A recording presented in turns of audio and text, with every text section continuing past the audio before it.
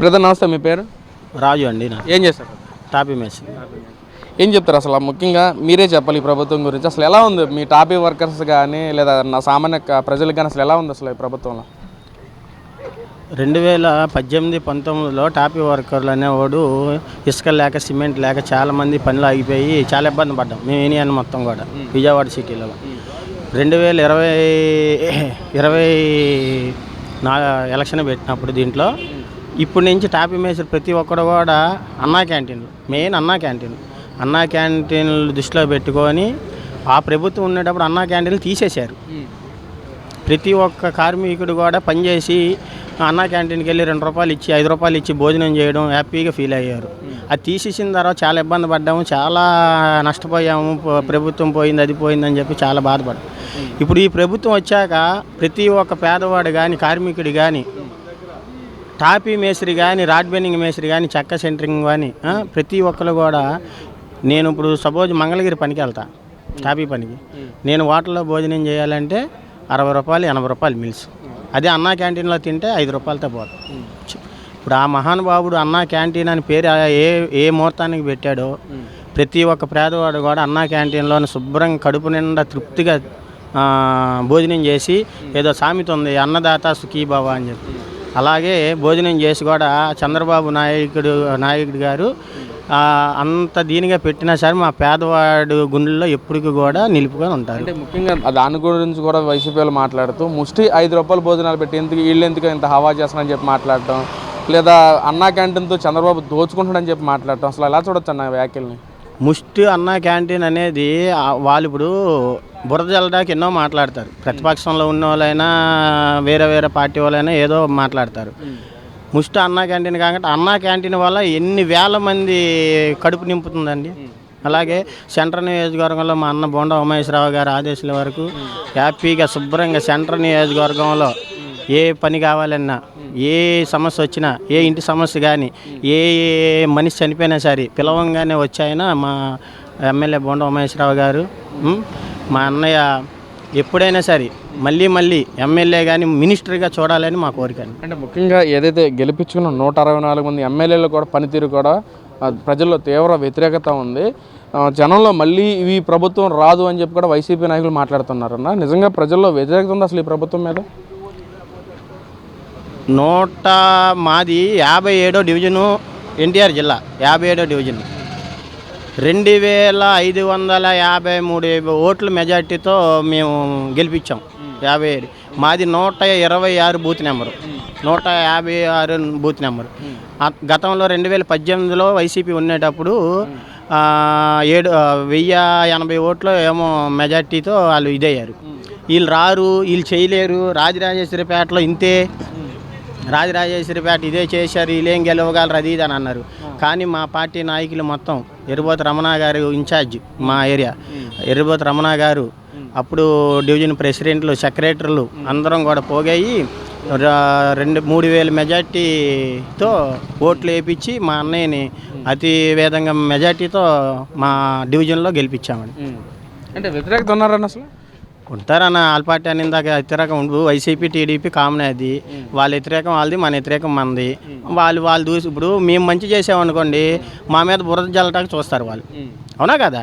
వాళ్ళు గతంలో వాళ్ళు చేశారు అభివృద్ధి కార్యక్రమం. ఇప్పుడు రాజరాజపేట వచ్చి చూడండి మీరు, 2018లో ఎలాగుంది, 2022లో ఎలాగుందో చూడండి ఒకసారి.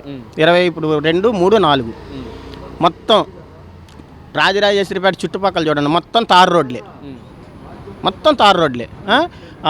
తార్ రోడ్లు డివిజన్ మొత్తం మెయిన్ రోడ్లు కానీ, సందులో కానీ, డ్రైన్లు కానీ, స్ట్రీట్ లైట్లు కానీ మొత్తం A to Z వేయించాడు మా ఉమాగారు, మా ఎమ్మెల్యే ఉమాగారు. అంటే పథకాల విషయానికి వస్తే అసలు ఈ ప్రభుత్వం పథకాలు సక్రమంగా ఇవ్వట్లేదు.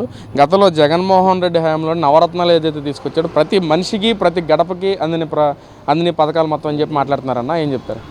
అన్ని పథకాలు ఇప్పుడు అందరికీ వస్తున్నాయండి. ఇప్పుడు ఏమండి వైసీపీ పార్టీ వాడు అయితే పథకం తీసుకోవడం వచ్చి రేషన్ బియ్యం తీసుకోవట్లేదా వైసీపీ పార్టీ వాడు? గవర్నమెంట్దే కాదు, సీఎం రిలీజ్ పన్ను పెట్టాడు, సీఎం రిలీజ్ పన్ను వైసీపీ వాళ్ళు తీసుకోవట్లేదా? ఇప్పుడు ప్రతి ఒక్క గవర్నమెంట్ పథకాలు అనేది ప్రతి ఒక్క మానవుడు యువకుడు అంటే ఉండే వాళ్ళందరూ అందరికీ తీసుకుంటారండి. పథకాలు అందలేదని మాత్రం అది బురద జల్లిన మాటలు అవి. పథకాలు ప్రతి ఒక్కరికి అందుతున్నాయి. అందరు కూడా ప్రతి డివిజన్లో కూడా బాగానే వస్తున్నాయి, సమస్యలు తీరుస్తున్నారు ఎమ్మెల్యే గారు, మా ఎమ్మెల్యే గారు అని చెప్పి చాలామంది చెప్తున్నారు. మా డివిజన్లో కూడా మేము కూడా అతిమితంగా మేము డివిజన్ ఎస్సీసీఎల్ డివిజన్ సెక్రటరీని ప్రెసిడెంట్ని 57 డివిజను మేము కూడా మా టీం మొత్తం కూడా ఏదైనా సమస్య వచ్చినా మేము వెళ్తున్నాము. పని మొత్తం నీట్గా చేస్తున్నారని చూస్తున్నాం. ఏదైనా ఉంటే సరే ఎమ్మెల్యే ఆఫీస్కి వచ్చి మేము చెప్తాం. ఎస్సీలు అయిన తర్వాత గతంలో వైసీపీ ప్రభుత్వం ఉండేటప్పుడు ఎస్సీ రిజర్వేషన్ లోన్లు పెట్టేటప్పుడు ఒక్క లోనైనా వచ్చిందా మాకు? అదే ఇప్పుడు కానీ ఎస్సీ రిజర్వేషన్ లోన్లు పెట్టుకుంటే తెలుగుదేశం పార్టీ ప్రతి ఒక్క ఎస్సీలకి కూడా లోన్లు అందరికీ వచ్చినాయి. అందరూ శుభ్రంగా ఇప్పుడు హ్యాపీగా ఫీల్ అవుతున్నారు ఎస్సీలు అనేవాళ్ళు. మరి ఎవరు గెలుస్తారన్న 2029 ఎవరు గెలుస్తారు? కూటమి ప్రభుత్వం గెలిచింది. ఎందుకు కూటమి ప్రభుత్వాన్ని ఎందుకు కావాలనుకుంటున్నారు మీరు? ఏమండి 74 సంవత్సరాల వయసులో కూడా 22 వయసు కుర్రోళ్ళలాగా పరిగెడుతున్నాడండి మా సీఎం గారు. 74 సంవత్సరాల వయసులో కూడా అభివృద్ధి కార్యక్రమాలు ఏ కార్యక్రమం ఆపట్ల. అలాగే పవన్ కళ్యాణ్ గారు కానీ బీజేపీ పొత్తు కానీ ముగ్గురు కూటమి ప్రభుత్వం బాగానే చేస్తున్నారు. అందుకనే 2000 మళ్ళీ దీంట్లో కూడా మళ్ళీ వాళ్ళే సీఎం కావాలని మేము కోరుకుంటాం. సార్ నమస్తే, మీ పేరండి? నా పేరు ఎస్కే కబీర్. సరే, ఏం చెప్తారు అసలు ముఖ్యంగా ఇప్పుడు ఎలక్షన్స్ కానీ జరిగితే అసలు ఏ పార్టీ గెలుస్తుంది, ఏ పార్టీ విజయడంగా మోగిస్తుంది? అసలు ఇప్పుడు ఉన్న ఇదిలో తెలుగుదేశం పార్టీ బాగా ముందుకు దూసుకుపోతుంది. ప్రతి ఒక్క కార్యక్రమం లేదు అనకుండా చేస్తున్నారు. ఏదైనా సరే ఇప్పుడు మన సెంట్రల్ ఎమ్మెల్యే బోండా గారు కూడా లేదు అనకుండా పేదవాడు అనేవాడు ఉండకూడదనే దృష్టిలో ప్రతి ఒక్కటి ఏది జరిగినా ఏ కుటుంబంలో ఏ కార్యక్రమం ఉన్నా కూడా ఆయన సొంత నిధులతో ప్రతి ఒక్కళ్ళకి లేదు అనకుండా ఇస్తున్నారు. నేనే దగ్గరుండి చాలా సార్లు నేను అవక్క అయిపోయాను. ఇంతమంది వచ్చేవాళ్ళు పోయేవాళ్ళు లేదు అనకుండా ఎంతో ఆప్యాయతగా మాట్లాడుకుంటా నీకేం కావాలో చెప్పు అంటాం. ఆ సమస్యలో వెంబటే పరిష్కరించడం. మళ్ళీ ఏదన్నా కావాలని నీకు అడగండి, నేనున్నాను, మీరు ఆఫీసులోకి రండి, నేను ఏదైనా చేయగలుగుతాను, మా వల్ల అవుద్ది. అంటే చంద్రబాబు అసలు ప్రజలను పట్టించుకోవట్లేదు, విదేశాల్లో తిరిగి జలసాలు చేస్తున్నారని చెప్పి వైసీపీ నాయకులు మాట్లాడుతున్నారన్న, ఏం చెప్తారు? విదేశాలంటే మన కోసం ఆయన ఎంతో దేశాలు తిరిగి అక్కడి నుంచి రాబడటానికి ఇక్కడ కంపెనీల కోసం ఆయన అంత త్యాగమూర్తి ఇంకొకరు ఉండరండి. ఆయన చేసిన మేలే ఇవాళ రోజున ప్రజలు ఎంతో ఆనందపడిపోతున్నారు. మళ్ళీ ఆయనే కావాలి. కూటమి కూడా చాలా బాగా చేస్తున్నారు. పవన్ కళ్యాణ్ గారు బాగా చేస్తున్నారు. దీంట్లో ఎదురలేదు. ఏ రోడ్డు చూసినా కూడా అందంగా తీర్చిదిద్దుతున్నారు. మొన్న 57 డివిజన్లో రోడ్లు చూస్తుంటే అందరూ అసలు అంతా ఆనందపోయి ప్రజలంతా సంతోషపడుతున్నారు. ఇసుమంటి ఎమ్మెల్యే గారు మాకు కావాలి, ఈ డివిజన్లో కార్పొరేటర్ గారు కానీ ఇది కానీ మన ఎర్బోత్ రమణ గారు కానీ ఆ అర్థంలో బాగా చేస్తున్నారు. ఇబ్బంది ఏం లేదు. పథకాలు కూడా సక్రమంగా అందట్లేదు ప్రజలకి. గతంలో జగన్మోహన్ రెడ్డి గారు తీసుకొచ్చిన నవరత్నాలే బాగున్నవి, చంద్రబాబు సూపర్ 6 పథకాలు ఏమి అమలు కావట్లేదని చెప్పి మాట్లాడుతున్నారు కదా, ఏం చెప్తారు? అట్టేం కాదండి, పథకాలు అందరికీ వస్తున్నాయి, అంచెలంచెలుగా వస్తూ ఉన్నాయి. ఏది మిస్ అవ్వాలి ఇప్పటి వరకు చేసిన కార్యక్రమం మొత్తం అందరికి అందుతున్నాయి. ఇల్లు లేదన్న కూడా ఇల్లు ఆ ప్రభుత్వంలో ఇల్లు కూడా ఇల్లు ఇస్తున్నారు. చూసుకొని ఒక్కొక్క మంది చూడండి ఎంతో లైన్లు కట్టి ఏమన్నా ప్రభుత్వం ఇచ్చారు మాకేం రావట్లేదు అని లైన్లో పట్టుకొని ఉన్నారు.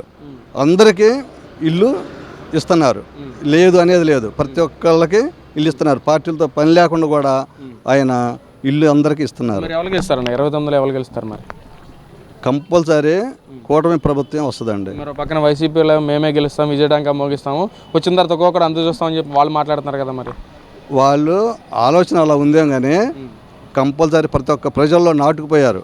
ఆ రోడ్లు కానీ పథకాలు కానీ గ్యాసు ఇయటం కానీ మొత్తం ఏది మిస్ అవ్వకుండా అంచెలంచెలుగా ఇస్తున్నారు. ఇక రాబోయే కూడా ఇంకా ఎక్కువ ఇచ్చే అవకాశాలు ఉన్నాయి కానీ తగ్గించాల్సిన పనే లేదు.